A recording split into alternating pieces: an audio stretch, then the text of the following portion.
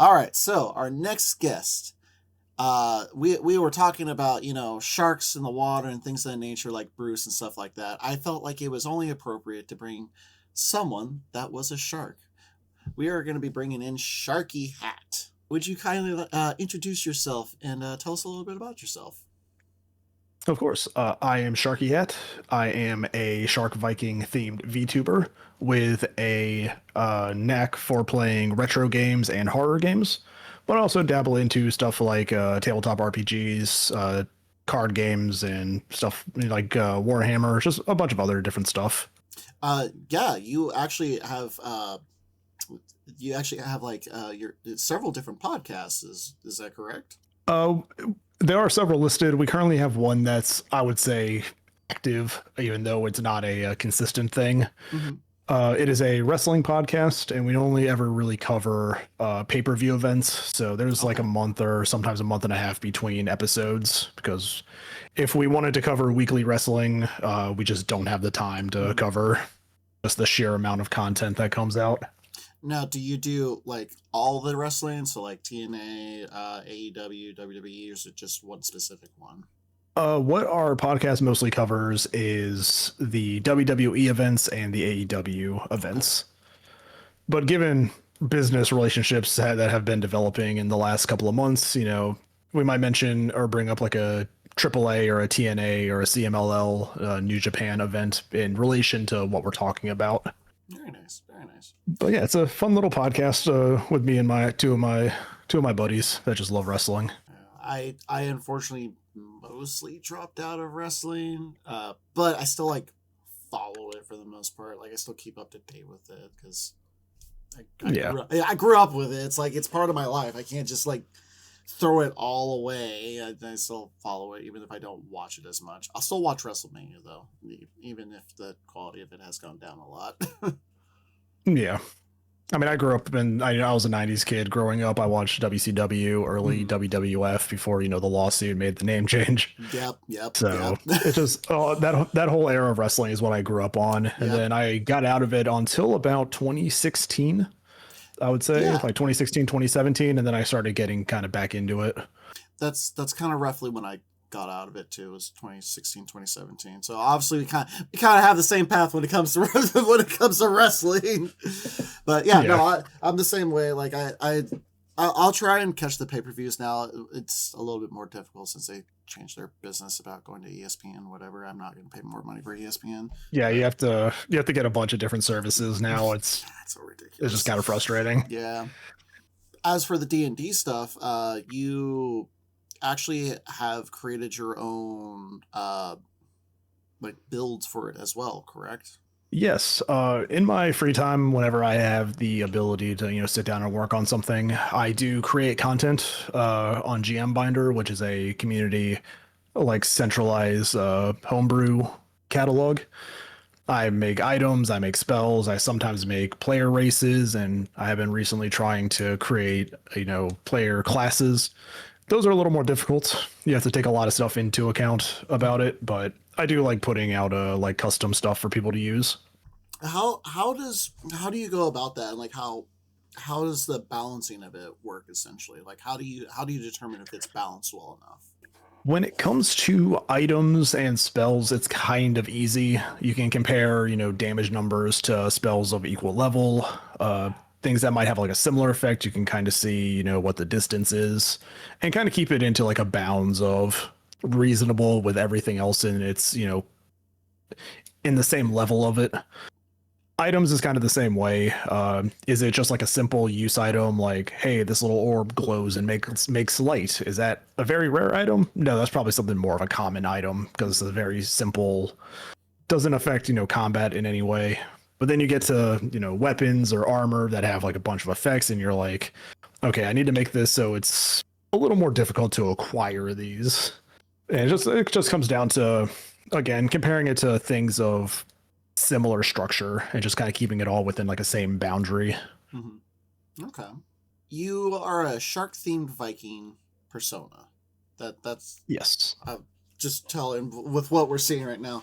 Um, you kind of had somewhat of a similar start when it came to content creation as myself. You started off on the webcam as well before you swapped over to VTubing, like I did as well. Did you have a Sharky hat to wear when you were on the webcam? So I didn't start with webcam because I couldn't afford a webcam. Oh, okay. When I first started this, but then I did. Yes, after a little while, I did upgrade my setup and finally got a webcam and learned how to do like a full blown setup and everything. But yes, the shark hat is an actual real thing. Like this hat that my model is wearing, I have something similar to it in real life. The thing that I guess kind of makes it special to me is I cannot find it again. Like I cannot find this particular hat in stores anywhere. I cannot find any history of it on pictures. I can't find like Google image, like find similar stuff. This hat has gone missing from either Hot Topic or Spencer's. I can't remember where I bought it from. Wow. But I just cannot find it again. And that gives me like a feeling of uniqueness, I guess. Yeah. So it's like, cool, I have this hat that people probably undoubtedly have, but it's just like, it's not something that you can just find. Mm-hmm.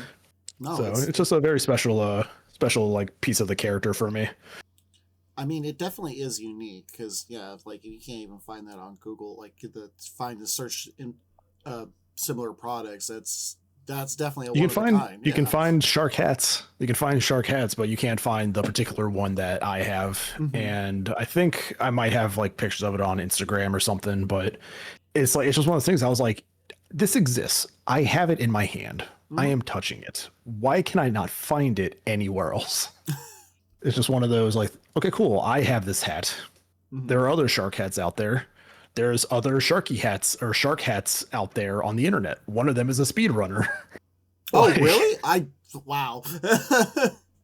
There's a guy that I came across, and without ego, I sometimes Google myself just to see what pops up. Also, just for safety stuff, I have Incogni and I like get data taken off websites and all that. Mm-hmm, mm-hmm, mm-hmm. But there's a speedrunner who goes by like Sharkyhat 87. And I'm like, this man's stealing my whole shtick. Just like, I was just like, but it's cool. It's cool seeing that. But like everybody else's hat is like a little different. So I'm like, I like mine. Mine feels more unique. I feel like how mine feels unique to me. Mm-hmm.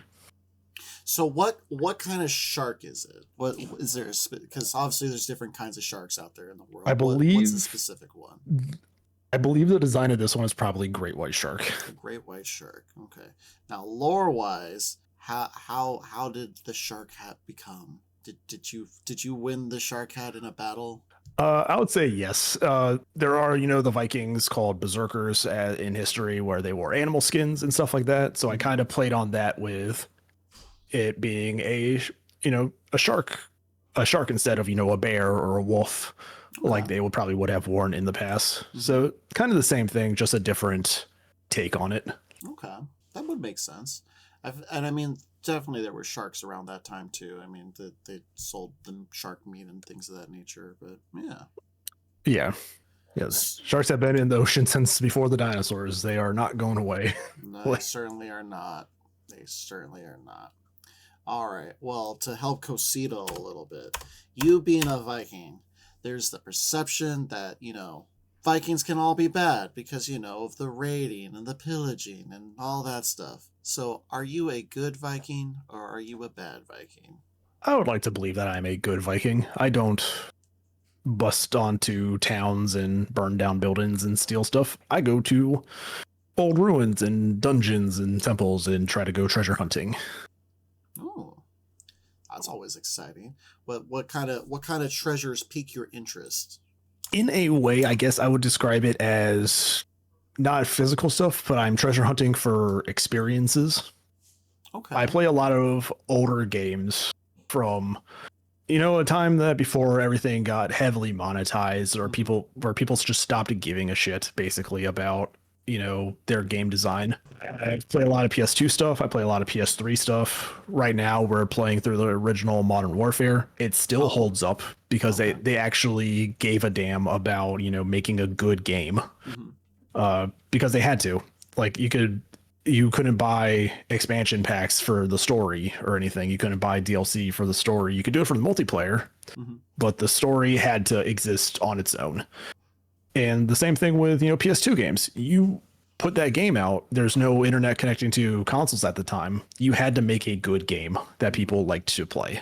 And some of these games really do hold up. Some do not.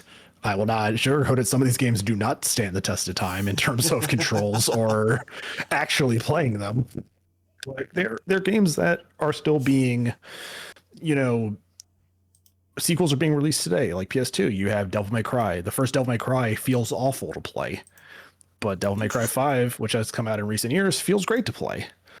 Like it's this back and forth of like you just have these franchises that started really rocky but have become, the franchises that people love now. Mm-hmm. So I go back and I do that. I go back and I just find older experiences that younger people just, might have never seen. What would you say has been the roughest experience that you had done? The Thing on PS2. Really? Growing up, I loved that game. Growing up, I don't remember playing it for long, but I tried to go back to it recently because they were doing the remaster for PC. And the controls in that game, the pacing of that game, the shooting in that game, everything feels awful. Really? Like it is just not fun to play on PS2. That surprises and shocks me a lot because I know that was a game that a lot of people were saying was a really great game. So that's really surprising to hear. Because the original PS2 one, just for me, feels awful. I'm pretty sure if I got the remaster with their updated controls or whatever, it might feel a little bit better to play. Mm-hmm. But just that PS2 one is just rough. Interesting. Yeah, I don't know too much about the remaster because I think when I was looking at the remaster, I think the reviews for it were like not great if I recall, but it's been a while since I saw that too, so I have no idea. Yeah. Cosita. Yes. Time for your gossip. Well, first things first, allow me to say welcome, Sharky. It is a pleasure to have you around. Thank you for showing interest in participating on this. And thank you all for having me.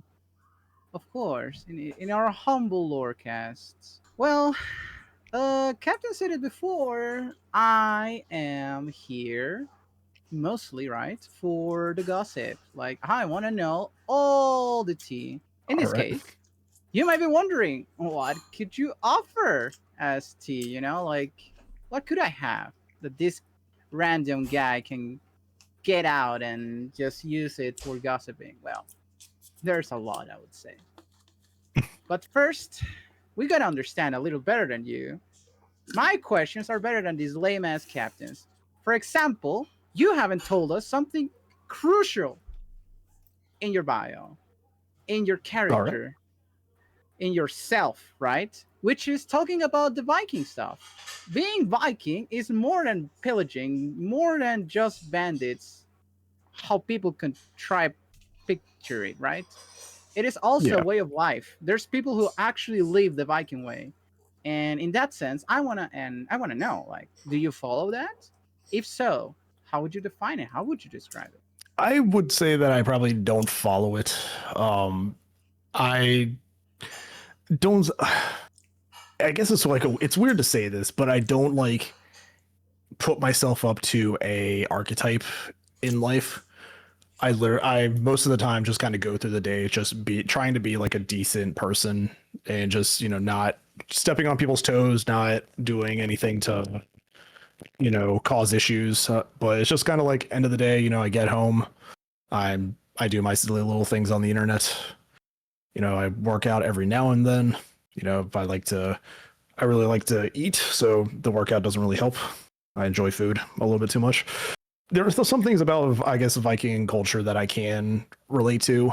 People tend to forget that, Viking culture was actually kind of fair for women at the time.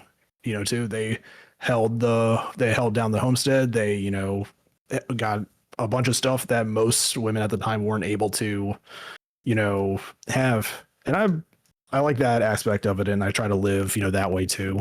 Just treating everybody as equal. That's fair.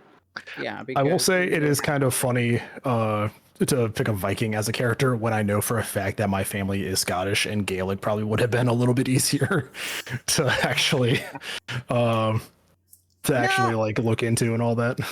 Well, exactly. That there goes my question now. Why Viking if you don't follow fully, right? The Viking stuff. I like the I like the fantasy stylings of Vikings. Not as, raiders and, barbarians and all that, but just like when you think of, fantasy barbarians, you think of like a Viking aesthetic, the furs, the leather axes, hand axes, stuff like that. That's the kind of fantasy character that has always interested me, whether it be like, as far back as Conan the Barbarian or just D&D characters or just characters of video games, especially like, with the God of War recently, being in Norse mythology and all that, just like that whole aesthetic is something that just has always interested me in a fantasy sense. And you can kind of see it too in like a Game of Thrones. The people to the north and everything, they kind of have like that Viking aesthetic as well. Interesting. And well, in that regard, a Viking with a Sharky hat from Hot Topic. Hot Topic or Spencer's, I actually can't remember because I think I've had this hat for going on 20 years now. From somewhere. From somewhere. And made it through the real life into the VTuber live to the real life, I guess. It transcended fate. It's a thing that is immortalized now. Yeah, and I mean, it was a thing even before becoming a VTuber. Like when I had started my channel, I was Sharkyhat Gamer. And when I was on Facecam, I'd always have the Shark hat on. That was just kind of like my thing to help me kind of stand out. And I was like, this has to be, if I'm going to transition from, a live action Facecam streamer to a VTuber, I want to keep something that people can instantly connect with. I didn't want to just completely change the identity of what they were used to or what they were familiar with. So I was like, let's just kind of keep it something that actually still connects it to the previous, form of creation. Very interesting. So for how long you've gotten the Sharky hat nickname? I got the hat, I think about now, I think it's from like 16 or 17 years ago. My friend bought it for me for my birthday. It was just kind of a thing that I was like, hey man, I love this hat. And like he bought it and I just kind of had it as like a thing. I didn't even like wear it all the time. It was just like, hey, look at my silly hat. Haha. Like in the early, like in the late, like 2000s, I would say. And then when I was like, hey, I'm going to start making content, which has its own story behind it. I was like, I need something that stands out. And I was like, I have this hat that's just been sitting in my dresser drawer for like a year. And I was like, you know what? Let's just do this. I'll get some little guys that are wearing it. Let's kind of make it like my character. And it just kind of stuck. Now, how do you see yourself as streaming?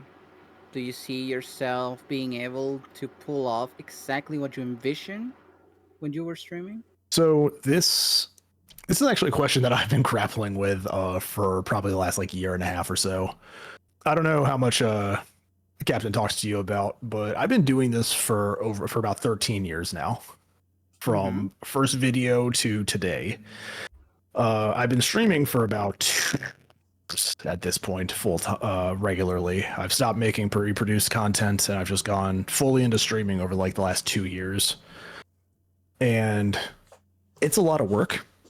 And I think I'm happy with what I'm doing here, but I've had this thought over the last like few months. I'm like, I just don't think I'm going to like push for greater success anymore. I think I'm just going to sit here and just stream. And if it grows, it grows, but I'm not going to stress out about numbers or analytics or, growth or anything every stream that happens. And it's been very relaxing, to be perfectly honest. This is not much about what we expect, more like what we want. So in this case, you want to be bigger? I think that's always the goal, right? I think that's always the goal when you do something like this is like, hey, you want it to pay off in the end. You put all this time into it. You put all this money into it, especially VTubing. You've put all this money into a model and rigging, and you kind of want to see like a return on investment in a way. But at this point in my life, I'm 36 years old. I've been dancing around the idea of, hey, when I turn 40, I'm probably just going to stop, regardless of, what level of success I'm at. Now, with what I'm doing, I wish I could be doing more. I hate having a day job. I just wish I could wake up and play video games and entertain people all day. But it's just like, you know what? I think I'm just happy with what I'm doing right now. Interesting. That's interesting because you put yourself a deadline, isn't it? You say to yourself, when I reach 40, it's over. So what is stopping you of actually trying even harder than before? I think that's also kind of what I'm doing to myself too. It's just like, hey, you have 4 years. Let's make an effort and see what happens. And it's like, it's a thing. I was like, hey, you have a set amount of time. See what you can do. And it's just kind of a challenge to myself more. In that case, aren't you feeling you're giving up on that challenge? No, there was a period of time. So like, let's establish my timeline here real quick. Right. So I started in April of 2013.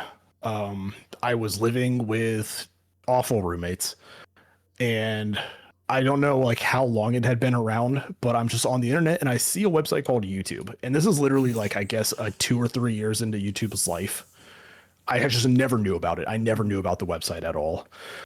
So I get onto YouTube and I see people playing video games. I see the first episode of PewDiePie's Amnesia video. I see like other ones that really got the first wave of Let's Players. And I was just like, people can watch people playing video games? And I was like, that's different. So I followed that for a bit. I was a fan probably about, a year and a half before I actually had a desk set up where I could actually, start recording stuff. And I just kind of went for it. And around 2018, I had moved, well, between 2013 and 2018, I had moved back home and then I had moved out again. And then I had to move back home because the house that me and my roommates were living in got sold. So money troubles, I just could not afford to live on my own. So I was like, I can't make videos right now. So there was like a 5-year window where I just didn't do anything. And it was getting to me. And I was like, I'm so used to doing these videos like every day. Like it was literally like come home from work, record and edit. On Saturdays, I'd record like 4 episodes for the week just to get ahead of schedule. And then it's just like suddenly you can't do that anymore. I can't record, I can't do anything. And I was like, what am I supposed to do with my day? And over that period of time, I just thought like this, if I come back to this, I've lost an audience because I haven't done anything in like 5 years. I didn't live stream before that, so I didn't have like a live stream audience or anything. And I was like, if there was a time for me to have the opportunity to succeed, I think it has passed. And I think that it's just like, you know what, let's just come back. Let's just play some video games with some people and just kind of do something simpler, which is live streaming. And it's just from there, it's just kind of been what it's been. And I was like, I don't want to be on camera anymore. I come home from work. I just want to get in pajamas and not, be presentable. So I was like, and then I saw that there was this thing called VTubing. And I was like, that's interesting. Let's do that. And got a VTuber model after some static images. And I was like, let's just do this. And that's kind of where we're at right now. Now, that's interesting because wouldn't you consider it narrow-minded thinking that your opportunity is gone? Opportunities are brought upon us, right? By us working towards something. Yeah, I would say like opportunity is what luck. What is it? Luck is opportunity meets preparedness. Right. I think that's the statement of it. And yeah, I know like, hey, there could always be a day. There could always be a day where I'm just live streaming and just something happens. I hit the algorithm. Everything just speeds up, and then it's like day after day after day. It's just continued exponential growth. I sit there confused. Why is this happening? And then I just keep going. So, but it's like, I think also now I'm so used to my daily routine because I have a full-time career as an electrician. Like I have work. I'm financially stable and all that. It's just like if it doesn't happen, it doesn't change my quality of life. And I think that's kind of what makes it easier to not stress over it. Of course, do I want it to happen? Absolutely. But it's just one of those things where it's like, I like to think in more realistic thoughts, It's just like, hey, it's rare. Like a lot of the people who succeed are a very, very small percentage of the people making stuff. So it is it's just one of those. It is interesting though, because if you have a job as an electrician, that kind of field and that kind of job, that's a pretty secure job. Like even if you're like, because you gave yourself a deadline of like when you reach 40 you're gonna kind of be done with content creation. But what if on the chance that you do grow big? What if within these next 4 years you do grow big and all that? Like with being an electrician, I feel like that's something that if like you do want to retire, if you want to keep going to it, you could realistically go back into that field, or at least I think that's how that goes, right? My field of work, I'm actually in the government, so it's like if I wanted to, yeah, I'm government employed electrician, so it's like in the event that something happens and I grow big, I do have to make the choice of, do I want to be a public figure, or do I kind of keep it on the down low and try to balance it out again? And do I leave this secure job with nice benefits and all that stuff, and do I take the risk on this? Okay. That makes more. That makes a lot more sense. So, like I said, I'm content never blowing up as a content creator. It's just I'm good.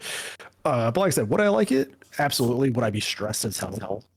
Absolutely, because I think that once you're under that level of microscope, also for a large group of people, you no longer have your own life. It is everybody's life, since you're now a public figure. So I'd say there's also probably a tad bit of fear in getting big, That's understandable. Yeah, definitely. But I would definitely watch people over 40 years old on Twitch, over 50, over 60. Hell, there's a grandma of like 70 years old reviewing the Skyrim grandma RPG games. And there's we also have the Skyrim grandma. We have all those situations in which people are still able to share their passion towards people. So yeah, I mean, I'm not saying like there's not going to be like an audience for it, but once I hit that point, it's like once I hit 40, I'm like, that is almost half of my life making videos, and I think it would just be time to explore other stuff. Okay, so yeah, not that there's anything wrong with that of having a deadline, but once that deadline reaches, like, do you kind of have something in mind of what you want to do afterwards? I wanted to try my hand at probably writing a book. Okay. It's like I am a person that I have to try everything.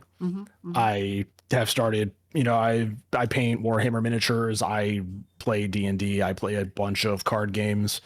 I have tried, spray paint art. I have tried writing in the past. I've made videos. I have done podcasts. I'm like, I have to be doing something. There has to be a project that I'm working on that interests me. And it's just like a constant stream of my brain needs to be doing something. Which is a pretty common thing for a majority of people. I feel like someone has to basically everybody in the world kind of has to have like their own kind of hobby to keep themselves busy. I can't sit still. Sitting still is just something that I just can't do. Because that's kind of where I'm at too. Like I talk with my partner about this all the time. I'm basically consistent on the grind. It's as soon as I come home from work, I'm on my computer looking at voice acting stuff or getting stuff for streaming stuff. So yeah, no, and I get it. That's me, Yeah. I work from 7 to 4. I come home, I eat dinner, 6 o'clock I start stream. Some days I usually schedule 2 or 3 for the week. I usually end up only getting to 1 because I'm worn out by the end of the day. And that's another thing. It's like the consistency too of growing big. I'm just kind of like, I probably can't dedicate 5 days a week to live streaming without wanting to just I'm going to end it. I just don't even care anymore this week. But you have to be consistent because you have to, continue. It's once your activity is connected to your income, I think you lose a lot of autonomy.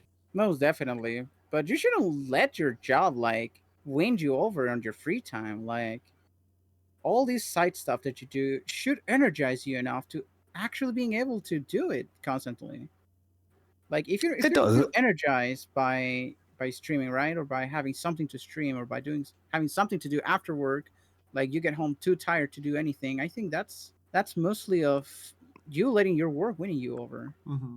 Yeah, it's just also like it's also just a physical job. So some days are just worse than others. Yeah. But Right. there are Part of days the where I'm reason- literally just sitting around.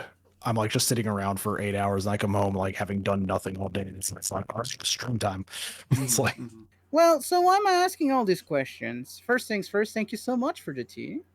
And secondly, I would say it's fascinating exactly because of the whole Viking stuff that you got, right? Mm-hmm. And in Mhm. that regard, you being a Viking can mean so many things. You say you're not a villain, you say you're not a bad Viking, or more like you word it as if you want to believe that you're not. How can you be so sure? it's like, I don't know. That's kind of one of the great mysteries of life, right? It's like I'm avoiding the things that normal Vikings do because I want to find shiny treasures and other things like that. But it's just like, don't know. I seem to be avoiding things. So, are you funny? I have made people laugh, yes. Okay, in that case, maybe It's you're like, a good Viking. it's like Because I don't see there have been a Vikings. few laughs, yes. It's like Few? What do you mean few? I would expect more than that. I am honestly, in terms of my streams, one of the most like low energy people you will ever meet in your life. If you were another person, would you watch your own streams?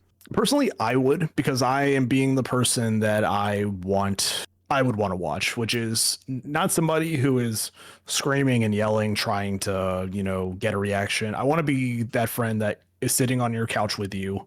You guys are playing a video game. You're just shooting the shit, talking, like just having this just nice little time together, Okay, in that case, yeah, I would say you're a good Viking. Mm-hmm. Mm-hmm. That can convince me. And most importantly, yeah, you're being genuine to yourself. Like you say, not overreacting, not doing anything out of the top, right? All that kind of good stuff. There was early in the YouTube videos, like when I was doing pre-produced content, like recording and editing videos and stuff like that, where I was trying to be, a more, I guess you would call it generic Let's Player. Mm-hmm. Like just when you think of the term Let's Player, this is what I was trying to be. And it just didn't feel right to me. Like I felt like I was just completely putting on an act. Mm-hmm. Yeah, but that's ancient history, pretty much. Like you say, like a lot of years ago. And would you say you're being genuine to yourself right now? I think I am. I think when I start up stream and I, just get back into the groove of playing games that I love to play back in the day, I can talk about them more, I guess, more genuinely, just like from, personal experience, like talk about my history with it and all that, and not try to, just come up with this stuff on the spot. It's definitely coming from a place of familiarity. Right. Well, that's good to know, honestly. And to continue with the tea, tell me about Eldenwood. How do you came to know this? How do you came to know Captain? All that kind of good stuff. So Eldenwood was something that came across my Blue Sky feed because I have left Twitter. I am no longer. I'm on that hell site just to follow people, but I do not post on it anymore. I just came across it. Here's a VTubing site for people over 30. And I was like, okay, I can get in there. I can meet people. I can see what people are doing. I've never been particularly active when it comes to communities. I'm not usually in like the chat board and all that, but I like following people's, other people's accomplishments and all that, and just kind of being a outside observer. So I applied just to be the part of their stream team. They were kind of accepting everybody at the time, but it's just, from what I've seen, it's just a nice little community. They are doing like more collabs with people. It's just been like a pretty nice way to connect with a bunch of YouTubers or VTubers. So I like to say I'm in the community, but I do kind of keep myself more to the outside because I just am not as social. Which is fair. Oh, but it's your chance. It's your chance. You said I have been trying to get. yourself. I have been trying to get better. at connecting Alright, with you people and better. collabing with people. That's why I'm here. Mhm. That's why I'm playing with other people that I did not know prior to the D&D campaign we were playing. Like, I am getting to know people. I am actually reaching out. All right. Sounds good. Sounds good. Very well. Thank you so much for this, T. Captain, you're next. I gotta be honest, because you had a lot, you had a lot of the questions that I kind of had, and most of the questions were answered at the same time. It's like, okay, Cry about it, I Captain. you were nailing it. You were nailing this one. I'm like, Yeah, oh man, I could sit back on this one you a can- little bit. You kind of are. It's like you kind of are nailing it because I am looking at the questions here that Captain sent me. Yeah, and I'm like, And I was okay, just well, like, I can cross gotta this cover one most out, things. cross that one out, Let me, cross that one. I'm like, let me oh put wow. Well, let me cry Let for me put you, on, Captain. Wah, wah, wah. Let me look Okay. at these questions that Captain sent me. Let me put on my reading eyes and see. Yeah, what no we, worries. No worries. have. Okay, so based on the questions that I have left over that I'm pretty sure weren't answered yet, There we go. what is your earliest memory of coming across an NES in your early eyes? And your eyes changed. Yep. Let me put on my reading eyes. Hold on, wait, reading eye. Wait. So I do. So I did have like a talk for eyes where it was shark eyes. You know, like Jaws, like the dark beady eyes. And you just change that at will. How do you do that? I have a stream deck button. But it's also my. It's also me. It's also me in the dark. Okay. Shark's eyes underwater. What? How good? But the earliest. How good is a shark's a vision? I don't think they really have great vision. Actually, now that I think about it, I think they detect like they can smell like the blood in the water and detect like electricity, which also kind of connects to my work, I guess. So with your current eyes, it's a little bit harder to see things. Then I guess I can't see shit right now. No, that's really cool though. That's a nice little thing that you can do there. Oh right. Sorry, I was so distracted by the mesmerizing darkness of the earliest eyes. memory of come across us Nintendo. Oh god, the Nintendo, such a insanely difficult system of games. Duck Hunt. When I was growing up with a Nintendo, there was the combo cartridge of Super Mario 1 and Duck Hunt. And I played too, where it was Mario, Duck Hunt, and Track and Field. Yeah, we had the Mario and Duck Hunt one with the little guns on the TV. Yep. And that's what I grew up with. Yeah, I guess when I was like 6 or 7, we got the Super Nintendo, and that was the one that dominated most of my early life. 99 came around, we got the N64. I really did kind of grow up as like a Nintendo kid. And I guess when the PS2 dropped, I finally got a PS1. So that's kind of what's carried on since then. I went from PS1 to PS2 to PS3, PS4 briefly. Didn't really have a great library on that. Went back to, older consoles. And people say, oh, so you never played Xbox? It's like, no, we had it at a 360 also. So I played, the big games on there, like Gears of War, Halo.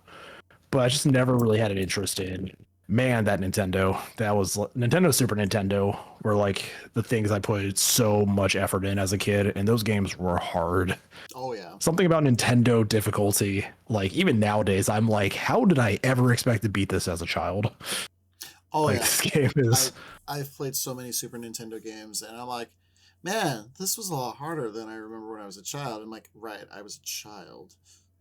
Have you at all in like recent years gone back to play original Nintendo's Ninja Gaiden? No, I will say the original Nintendo stuff, that's still difficult. The original Nintendo stuff is still difficult. I tried to play the original Ninja Gaiden like a week ago, and I was like, how did they expect any kid to beat this game? Even now, I'm like, I consider myself, an experienced gamer. And I'm just like, I cannot get past the first level. Like, this game is unforgiving. It really was. A lot of those games were very unforgiving. Nintendo difficulty. I lost my train of thought. I was going to ask something and then I completely forgot it. My brain went, with you being a Viking, most Vikings tend to have different kinds of weapons that they're good at, skill sets, things of that nature. What is your weapon of choice? Big old sword, kind of shaped like a shark tail. I misplaced that. And now I think I just got these 2 little hand axes. So a sword that was in the shape of a shark tail. So does it like have like a hook at the end of it? So is it like a hook sword? No, it was kind of like the handle. You know how like a shark's tail like goes out and then has like the split off like fins? Yeah, yeah. Those, the end of the tail was kind of like the hand guard where the handle was coming out of. And then it just like went into Oh. like a normal sword shape. Okay, okay. So the hand guard was the shark tail basically, or the yeah, I think that's Yeah. what they're called, hand guard. I But haven't. I have not had weapons on me for a while, and it's probably something I need to fix. Hmm, Can't keep venturing into these dungeons without weapons. it's true. What kind of traps have you come across in these dungeons? Arrow traps, arrow traps, the big ball trap. The big ball trap. You had to run away from a boulder. Yeah, it's just like in the way of like a. I don't know if you ever remember the show Most Extreme Elimination Challenge. I No, that one I don't remember. It was in Japanese. It was also Takeshi's Castle. Okay. They had like this slope surface with a giant rolling ball and cutouts on the side of the track that exponentially got like farther and farther from each other. Huh. And they had to run up to the top while like trying to dodge these like balls that kept running down at them. Oh, okay. I know what you're talking about then. I think they have a mini game of that in Mario Party, actually. I think so. Yeah. With the whole Viking theme and the whole Viking get up, I'm gonna steal a playbook from Cosita. And actually, no, I'm not, because I don't have a whole list of things like Cosita probably Get on! Cosita probably has a whole Cosita probably has a whole list, but I don't really have a list. Yeah, I'm way more professional. Thank you so I know, much. you're so professional, Cosita, with all your gossipy questions, and then somehow stealing all of my questions somehow. Let me cry for you. Wah, wah, wah. I'm surprised you had the same amount of questions as I did, and they were kind of the same. So good on you, Cosita. All right, with you being a wrestling fan, I need to know: are you a fan of the Viking Raiders? I think that's what they're called now, right? Yeah, they're Viking Raiders. I liked them as War Machine back on the Indies and in New Japan, and then they came into NXT and were great. Mm-hmm.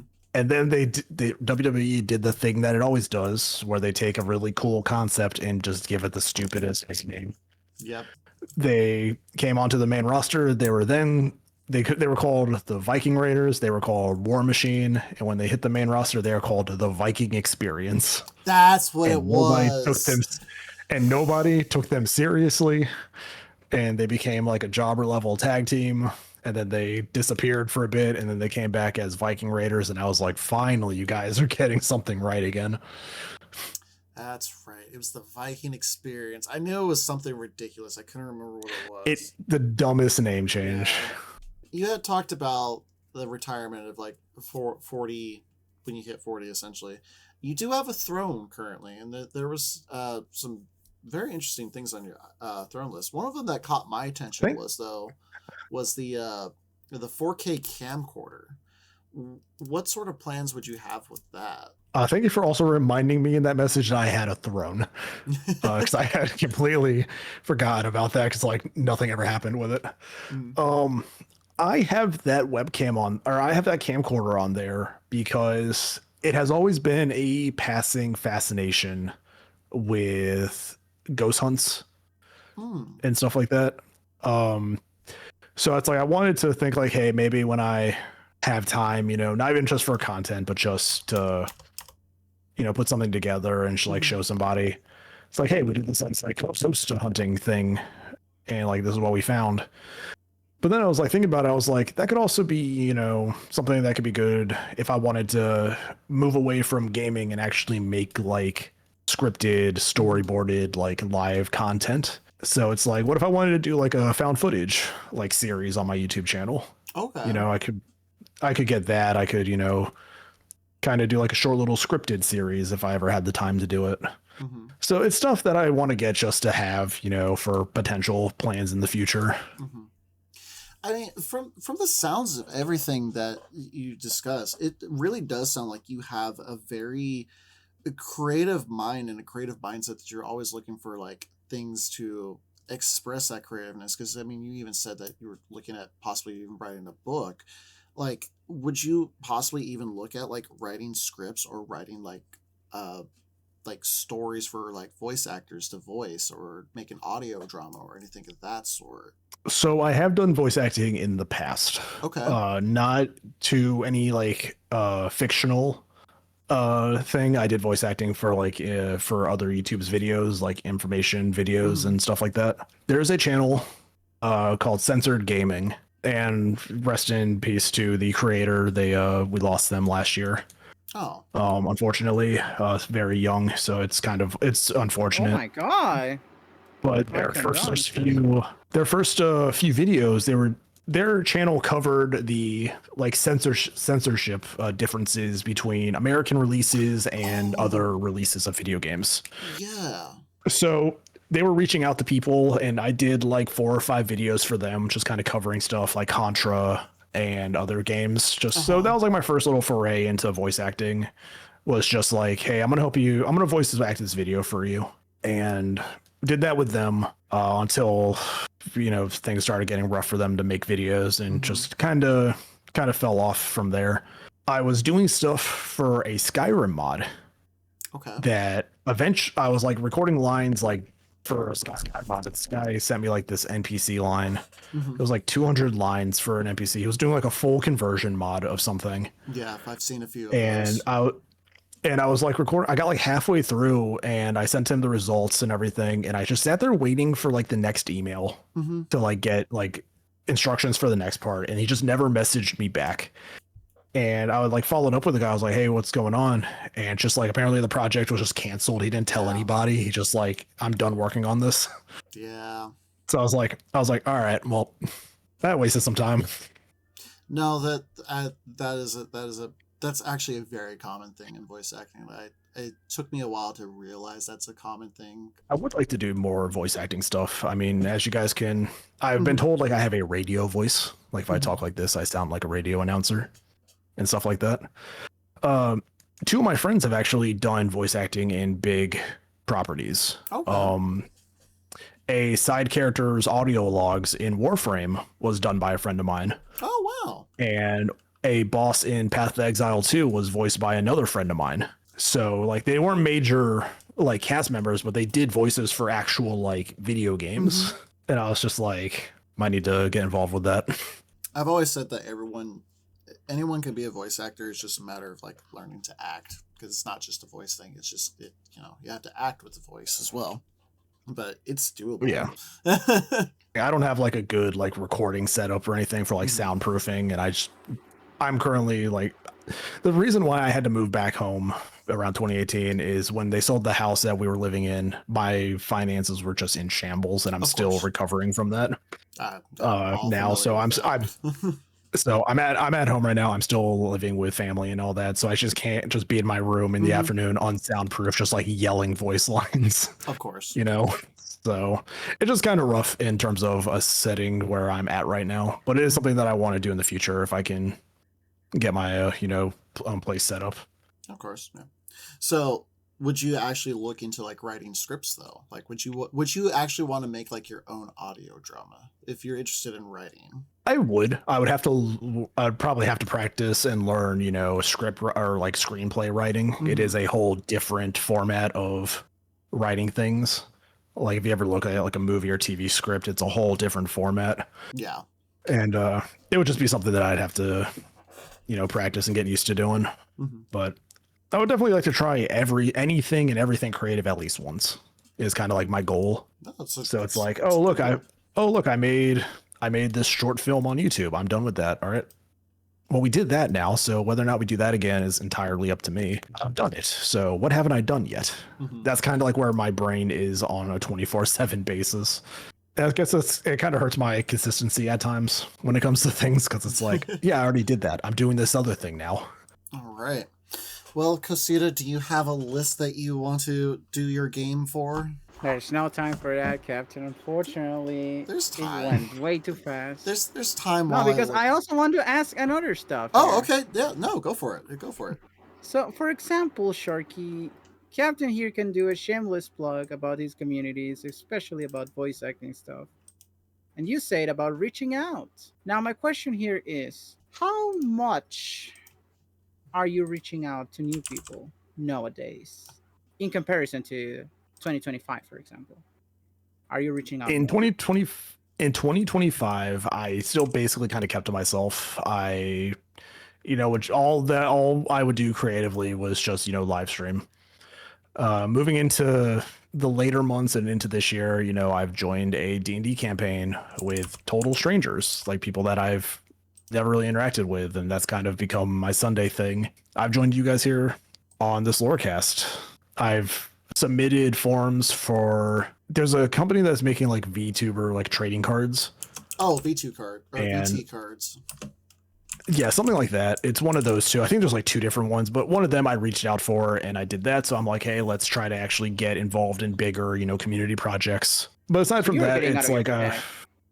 I'm definitely getting out of my comfort zone when it comes to doing stuff. But it is a slow process.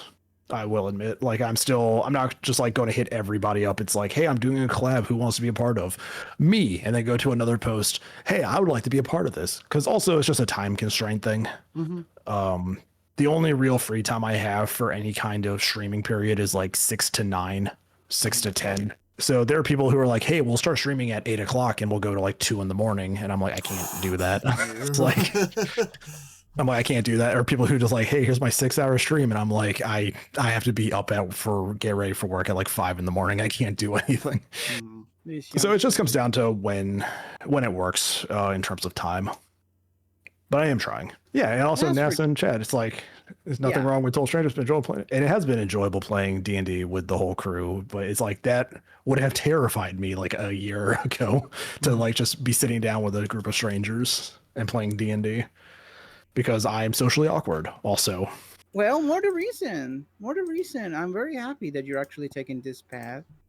And once again, thank you for taking interest in being part of our humble VTuber Lorecast over here. Mm-hmm. of course, so thank you for having me on here and letting me talk about myself for an hour, which I'm gonna log off and just be like, oh god, what was I saying? No, that's perfectly Oh fine. man, Yeah, I'm but getting all the tea here. Don't worry. it's true. Casilla is very good at getting the tea. But with that, we are basically at our time. So before we head on out, is there anything that you would like to promote and share? All pretty much for this week. I may be posting a schedule soon for my streams. I don't have any other collabs I think planned, but I'm gonna do a quick little check on my Google Calendar here so I can shout out other people if I need to. On Thursday, you guys can find me with the Tea Leaf Adventuring Company here on Twitch. They run a D&D style West Marches campaign. So each week is a rotating cast of characters doing a bunch of different missions. I will be playing with them this week, and if everything goes right, I'll be playing with them next week as well. So if you guys want to join in a West Marches game or D&D, follow Tea Leaf Adventuring Company. The community is always accepting new people to join the ranks. I might have to look into that. It's been a while since I've been a player. Yeah. The people there are great. The DM's great. Every year we do a fundraiser. The company is completely slipping my mind, but we do a yearly fundraiser for a charity that like studies I think it's brain aneurysms, if I remember correctly. So research into that. God, I wish I had all that information. But they're good people. They're good people. We do a yearly fundraiser and everything with D&D. Well, Sharky, thank you so much for joining us. It was a pleasure having you and learning a little bit more about you. Of course, thank you for having me. Of course. And I put a shout out there, so everyone be sure to, go follow Sharky and give them a follow and, check out all their stuff. Check out their Blue Sky as well. So I will say, if you are interested in just watching Call of Duty stuff for like the next month, that's pretty much all we're going to be doing. We're going to be playing through Modern Warfare 1, 2, and 3, and then Resident Evil 9 once it drops. I'm so ready for that. I'm so ready for Resident So February is going to be a very single-minded month with just Call of Duty, if you're looking for anything different. Well, Sharky, you have yourself a fabulous night and rest good of your evening. Words. Thank you. You too as well. All right. Bye-bye. Later.